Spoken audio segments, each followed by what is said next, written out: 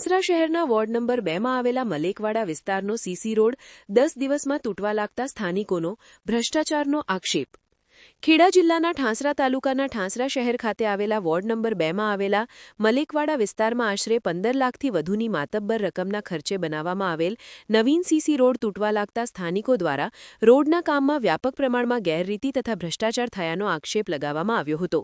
જો વાત કરવામાં આવે તો ઠાંસરા શહેરની માળખાગત સુવિધાઓમાં વધારો કરવા તથા યોગ્ય રોડ રસ્તાઓ બનાવવા માટે સ્વર્ણિમ જયંતિ મુખ્યમંત્રી શહેરી વિકાસ યોજના અંતર્ગત ઠાંસરા શહેરના વિવિધ વિસ્તારોમાં વિકાસના કામો કરવા માટે સરકાર દ્વારા ગ્રાન્ટો ફાળવવામાં આવી હતી, જેમાં ઠાંસરાના વોર્ડ નંબર 2 માં નવીન સીસી રોડ બનાવવા માટે આશરે 15 લાખથી વધુની માતબ્બર રકમ ફાળવવામાં આવી હતી।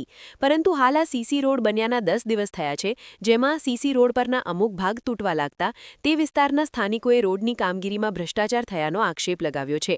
સાથે સાથે આ રોડની ગુણવત્તાની યોગ્ય ચકાસણી કરવામાં આવે તેવી માંગ કરવામાં આવી છે। મહત્વની વાત કરવામાં આવે તો ઠાંસરા શહેરના વોર્ડ નંબર 2 ઠાંસરા નગરપાલિકાના પ્રમુખ અને ઉપપ્રમુખ મત વિસ્તાર છે અને તેઓના જ મત વિસ્તારના લોકો દ્વારા રોડના કામમાં ભ્રષ્ટાચારના આક્ષેપ લગાવવામાં આવતા આ મુદ્દો સમગ્ર પંથકમાં ટોક ઓફ ધ ટાઉન બનવા પામ્યો છે। કયા ગામના રહેવાસી? ઠાસરા। શું સમસ્યા થઈ છે? ઠાસરા 2 નંબર વાળા મલેકવાડા રોડ બન્યો સાહેબ, 10 જ દિવસ થયા, રોડ ઉખડી ગયું છે, ભ્રષ્ટાચાર છે મોટા પાયે। અને લઈને કોઈ રજૂઆતો બહુ કરી, 2 વાર તો ફોન માર્યા પણ કોઈ આવતું નહીં જોવા। ફોન નંબર રિજેક્ટમાં નાખી દીધું છે, ભાઈનભાઈ પડે એજન્સી છે ને એમને નંબર રિજેક્ટમાં નાખી દીધું છે। આ વોર્ડ નંબર 2 માંથી જ પ્રમુખ અને ઉપપ્રમુખ આવે છે? હા, વોર્ડ નંબર 2 માંથી પ્રમુખ કુનાલભાઈ ને ભાઈનભાઈ। હા, એમને કોઈ રજૂઆત આપના દ્વારા કરવામાં આવી હતી? હા, રજૂઆત મૌખિક કરી છે, ફોન મારેલા છે। શું ઉત્તર આપવામાં આવે છે, શું જવાબ આપવામાં કરીએ થઈ જાય એવું કરે છે। આપની શું માંગ છે? આપણે આ રોડનું બિલ પાસ ના થવું જોઈએ સાહેબ, ભ્રષ્ટાચાર થયેલું છે પૂરામાં પૂરું, કામ થયું નહીં। આ વિસ્તારમાં કુલ કેટલા લોકો રહે છે? આ વિસ્તારમાં 1000 ઇન્સાન રહે છે। આપની માંગ સંતોષાશે નહીં તો શું કરશો? આ બિલ પાસ ના થવું જોઈએ, અમારી એક જ માંગ રોડ ફરતી બનાવતો બિલ પાસ ના થવું જોઈએ, અટકાવી દેવું જોઈએ। પાલિકાની જવાબદારી રહેશે, પાલિકા છે। મારું નામ ફરીદાબાનુ સિરાજમિયા મલેક। બેન, ક્યાં રહેવાનું? મલેકવાડા। બેન, શું સમસ્યા છે? અમારી સમસ્યા એ છે કે મારા ઘેરના બાયણા આગળ ઢાલ મેલી દીધું છે સાહેબ, તો આ ઢાલ મેલ્યું છે ને મારે ઘરમાં નુકસાન થાય છે, તો હું ચીફ ઓફિસર પાસ ગઈ, હું બધા જ જોડે ગઈ પણ કોઈ મારી સમસ્યા એ કરતો નહીં, કોઈ હાથ ધરાતું નહીં કોઈ।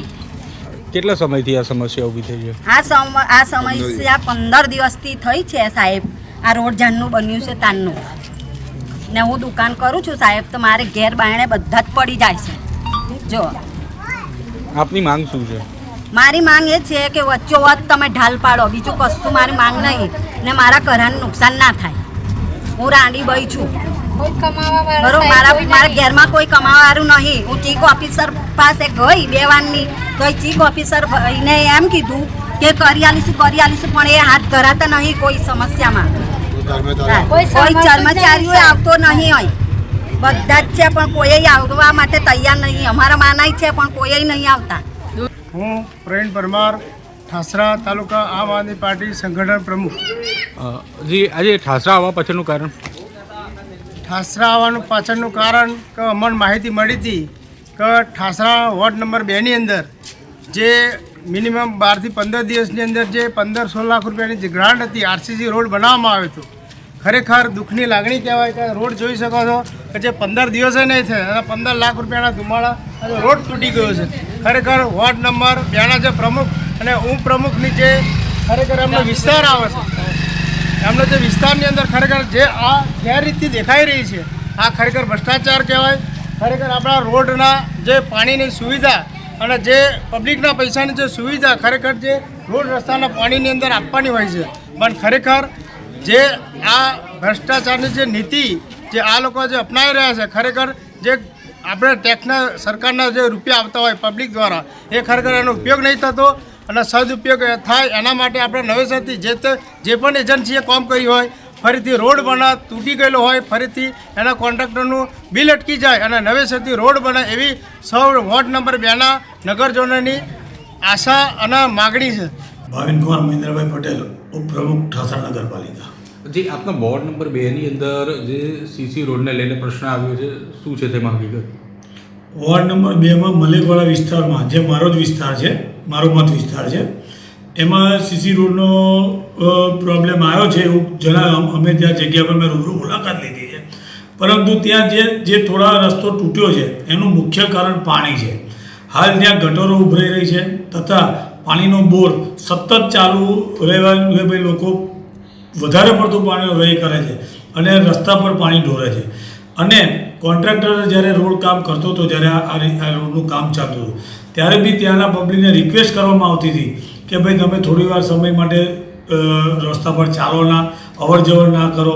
પણ પબ્લિક કોઈકના કોઈક કામ અર્થે ત્યાંથી અવર જવર નીકળ્યા કરતી હતી. તેના હિસાબે થોડા ઘણા ભાગમાં કોઈ પ્રોબ્લેમ આવ્યો છે, જે અમે એજન્સીને જાણ કરી છે. એજન્સીએ એવું કીધું છે કે ભાઈ તમે અમને 48 કલાક માટે રોડ બંધ કરી આપો, અમે જે બી રિપેર કરવાનું થશે એ અમે રિપેર કરી દેવા તૈયાર છીએ. હાલ એ રસ્તામાં વધારે પડતો જે આગળના ભાગમાં જ્યાં લોકો ચાલતા નહોતા, જ્યાં પાણીનો વેર, એ રોડની કન્ડિશન સરસ જ છે, ત્યાં કોઈ નુકસાન આવેલ નથી. પરંતુ જે જગ્યાએ નુકસાન હોય તે રિપેર કરાવવા માટે અમે એજન્સીને જણાવી દીધેલ છે. સમાચારની અવનવી અપડેટ જોતા રહો નિખરતા ગુજરાત ન્યૂઝ સાથે. નિખરતા ગુજરાત ન્યૂઝને લાઇક, શેર, સબસ્ક્રાઇબ કરો અને બેલ આઇકન દબાવીને સમાચારની ઝડપી માહિતી મેળવો.